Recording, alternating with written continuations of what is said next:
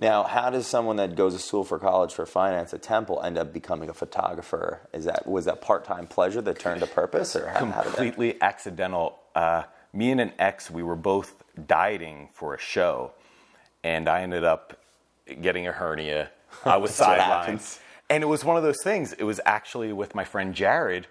I couldn't go to the gym, so we sat there on Facebook making fun of each other, photoshopping pictures, like horribly offensive pictures of each other as jokes back and forth. And I really started loving Photoshop. Wow. And that's actually where it came from. And when my ex competed, it was one of those things where I'm like, well, I can't do anything. This is horrible. I'm kind of good at drawing and design.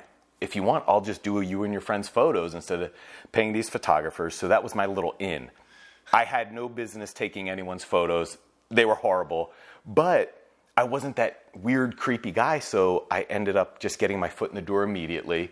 Then we were at a bodybuilding show, and it was actually in New York, and I remember it was Dave Palumbo, who worked for Muscular Development at that, Dave. So it was for Muscular Development. The contest photographer ended up in a fight with a promoter, got kicked out, and it was just literally, can anyone here take a photo? No. Yeah, and That's my ex at the amazing. time's like, Chris can do it, and I'm like, I can't do this. Are you kidding?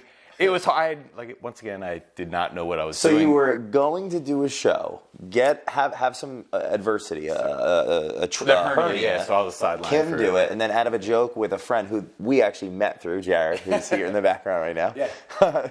Yeah, complete joke. You're goofing around, and that turned into a blessing in disguise, it seems, because you got enough competence and confidence to then be in the right place at the right time. Yeah, I mean, but I loved it. Like, artwork and drawing and design was a passion. So if you can do something you love, it was never working. I mean, the first few years of the company, I literally was in the shop day and night.